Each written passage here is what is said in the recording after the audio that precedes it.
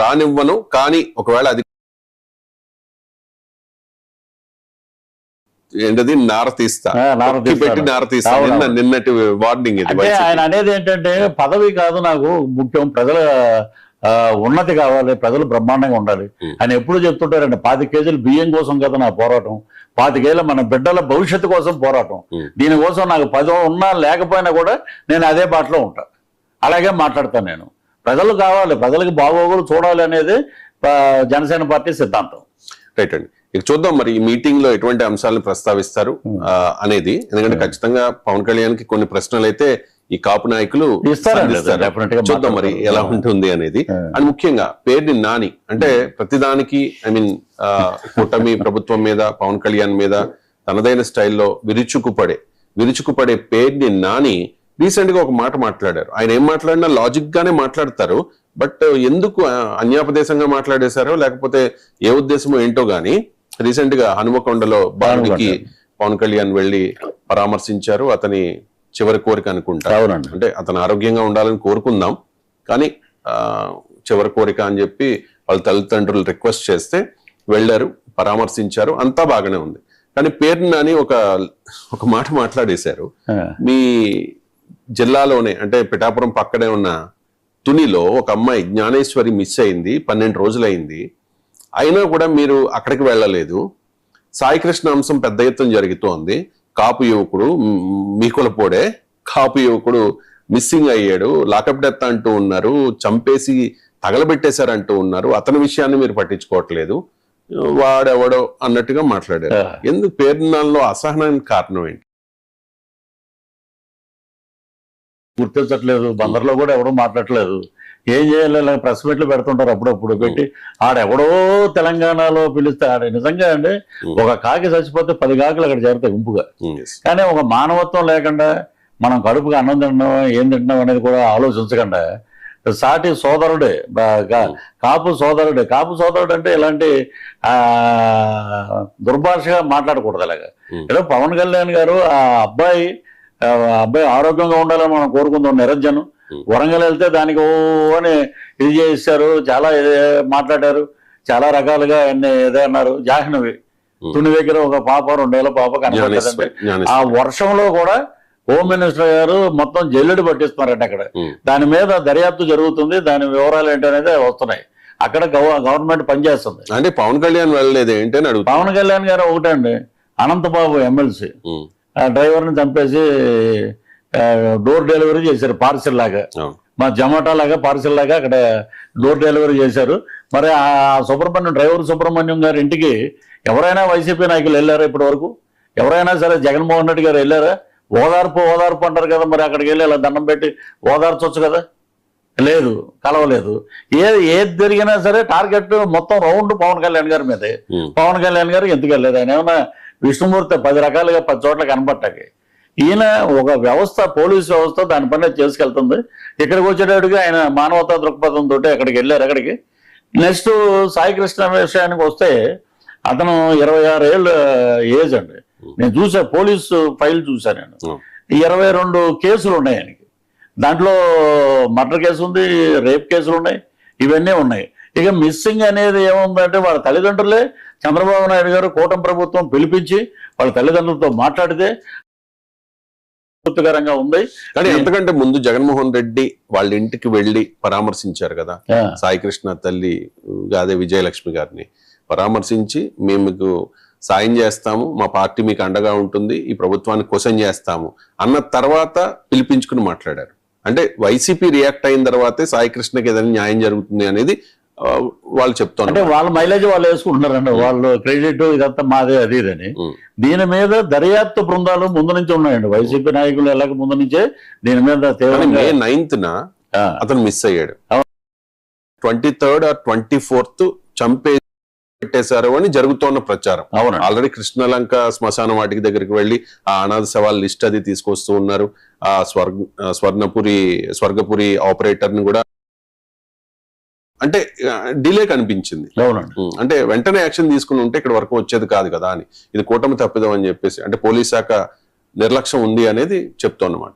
వీళ్ళు అంటున్నారండి కూటమి ప్రభుత్వంలో పోలీస్ శాఖ అద్భుతంగా పనిచేస్తుంది, వాళ్ళు కూడా దర్యాప్తు వివరాలు అనేవి గోప్యంగా ఉంచారండి, ఎక్కడ దాన్ని లీక్ చేయకుండా వాళ్ళ మేనమావం గారు పెట్టిన కంప్లైంట్ ఆధారంగా ఈ పక్క పార్టీలన్నీ పక్కన పెట్టండి, కూటమి వైసీపీ అనే పక్కన పెడితే ఇక్కడ తల్లిదండ్రులను పిలిపించుకుని మాట్లాడి వాళ్ళ దగ్గర నుంచి సమాచారం సేకరించి చంద్రబాబు నాయుడు గారు ఇచ్చిన హామీకి మేము సంతృప్తికరంగా ఉన్నాం, దీన్ని రాజకీయం చేయొద్దని చెప్పి వైసీపీ నాయకులకే వాళ్ళు చెప్పడం జరిగింది.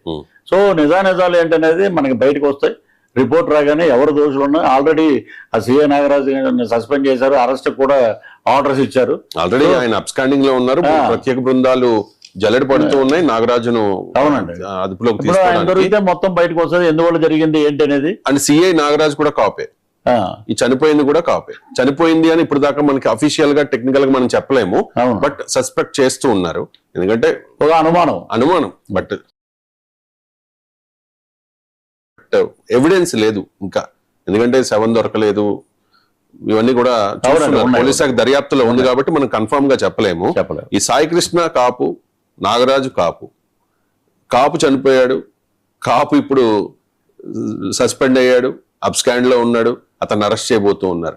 బాధితులు కాపులు, మొత్తం మీద ఓవరాల్ గా కాపుల మీద చిన్న చూపు, కాపుల మీద వివక్ష ఇది రేస్ చేస్తుంది వైసీపీ. ఇప్పుడు ఇది ఇప్పుడు అదే ప్లేస్ లో నాగరాజు రెడ్డి అని ఒక అతను ఉన్నాడండి, చనిపోయినోడు కూడా సాయికృష్ణ రెడ్డి. అప్పుడు రెడ్ల మీద వెళ్తారు, అదేదో యాదృచ్ఛికంగా అతను కాపు ఇక్కడ నాగరాజ్ చౌదరి అయితే వేరే రకంగా ఉంటుంది. అది అంటే కాపులు నిజంగా ఇప్పుడు ఛానల్లో లైవ్ పరంగా చెప్తున్నాను, ఇంతమంది పెద్దలు ఉన్నారు, పెద్దలు ఉంటే ఇప్పుడు కాపులు అంటే కాపులు నిజంగా మీకు చాలా వరకు తెలియంది ఏంటంటే కాపులు ఎదగా మీరు రికమెండేషన్లు వెళ్ళకండి అని చెప్పిన మా నాయకుడు మాట ఇప్పుడు కాదండి, రంగా గారు బతికినప్పటి నుంచి అదే మాట. కాపు అనేది కులానికి పేరు, కాపుల్లో పుట్టాం అంతే.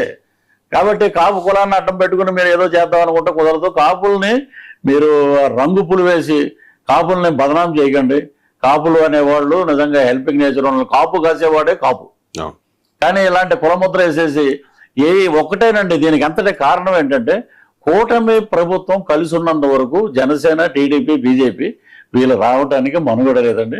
వీళ్ళు తీసుకున్న సర్వేలు ఎన్ని తీసినా కూడా ఇప్పుడు 164 వచ్చినాయి, 164లో 1-2 కొంచెం తగ్గుతాయేమో కానీ మీరు రికార్డ్ చేసుకోండి, ఇది 162 వరకు వచ్చి ఆగిపోవచ్చు మన కూటమి. రైట్. మీరు అంటే ఎలక్షన్స్ ముందు కూడా చాలా లైవ్ లో మీరు పార్టిసిపేట్ చేశారు, అప్పుడు మీరు చెప్తుంటే ఏదో చెప్తారులే అనుకున్నాం, కానీ మీరు ఏమన్నారు అప్పుడు 150+ అన్నారు, 150+ అన్నారు, మీరు 164 వచ్చాయి. వైసీపీకి 20 మించి రావద్దు, 11 వచ్చాయి, కరెక్ట్ అయింది. అన్న నా ప్రశ్న ఏంటంటే ఈ 2 ఏళ్ళు అయింది, మొన్న కూటమి ప్రభుత్వం ఏర్పడి 2 ఏళ్ళు అయిన సందర్భంగా సంబరాలు చేసుకున్నారు కూటమి నేతలు, మరి ప్రజలు చేసుకున్నారా? ప్రజల్లో ఆ తృప్తి ఉందా, సంతృప్తి ఉందా? ప్రజల్లో ఏంటంటే అండి అసంతృప్తి ఏంటంటే ఇప్పుడు మనం పిఠాపురం ఎలక్షన్ ముందు చూసాం, ఇప్పుడు పిఠాపురాన్ని చూస్తే బ్రహ్మాండంగా తయారైంది ఒక సినిమా సెట్ లాగా. Pithapuram deputy CM the Janasena అధినేత కాబట్టి డెవలప్ అయ్యింది అనుకోవచ్చు. మరి మిగిలిన నియోజకవర్గాలు చుట్టుపక్కల అన్ని కూడా అండి, మేము మొన్న వైజాగ్ లో షూటింగ్ చేసాం, పంచగల రమేష్ బాబు గారు పెందుర్తి, అటు వంశీకృష్ణ యాదవ్ సౌత్, ఇవన్నీ చూస్తే వెలగపూడి రామకృష్ణ బాబు గారు. ఎక్కడ చూసినా నేను ఉదయం 5 గంటలకు వాకింగ్ వెళ్తా బీచ్ రోడ్ లో, ఎలా ఉందండి గవర్నమెంట్, ఎలా నడుస్తుందంటే ఏమండి హాయిగా కడుపులో నీళ్ళు కదలకుండా హాయిగా ఉంది, ఎవరి పనులు చేసుకుంటున్నాం, లంచాలు లేవు, ఎక్కడ చూసినా కబ్జాలు లేవు. అప్పుడున్న కబ్జాలు సంగతి అందరికీ తెలిసింది. ఇప్పుడు ప్రశాంతంగా పబ్లిక్ బాగా హాయిగా ఉన్నారు. ఇదే అన్ని చోట్ల ఇదే థియరీ నడుస్తుందండి. సో వీరికి చిన్న ఇంగిత జ్ఞానం ఒకటి ఉంటే సర్వేలు ఏం చెప్తున్నాయి ఏంటంటే ఒక నియోజకవర్గంలో 1,00,000 ఓట్లు ఉంటే 35% వైసీపీకి ఉన్నా, 40% టీడీపీకి ఉన్నా, జనసేనకి ఒక 20 వేసుకుందాం పోనీ, వీళ్ళు ఏడుపు తగ్గట్టు 20 అనుకుందాం 60, బీజేపీకి 5 ఉన్న 65% తోటి ఎమ్మెల్యే గెలుస్తాడంటే వీళ్ళకి ఎందుకు అర్థం అవ్వట్లేదు. తెలుగుదేశం వాళ్ళు వెళ్ళిపోయి వైసీపీకి వేయరండి, జనసేన వాళ్ళు వెళ్ళిపోయి వైసీపీకి వేయరు, బీజేపీ వాళ్ళు వైసీపీకి వేయరు. కాబట్టి దీన్ని విచ్ఛిన్నపరచాలి. ఈ కాపు కూటమి, కాపులు ఉన్న వాళ్ళందరినీ బయటకు పక్కకు లాగేయాలి. ఇలా పక్కకి లాగేస్తే అప్పుడు చంద్రబాబు నాయుడు గారు బలహీన పడతారు, ఇటు పవన్ కళ్యాణ్ గారు సింగిల్ గా పోటీ చేస్తారు. వాళ్ళు ఊహ అంటది, అది జరిగే పని కాదు. రైట్. ఇక తెలంగాణలో జనసేన పవన్ కళ్యాణ్ చాలా స్పష్టంగా చెప్పేశారు. ఈ మధ్య జరిగిన కొన్ని పరిణామాల నేపథ్యంలో పవన్ కళ్యాణ్ చాలా అగ్రెసివ్ గా రియాక్ట్ అయిన పరిస్థితి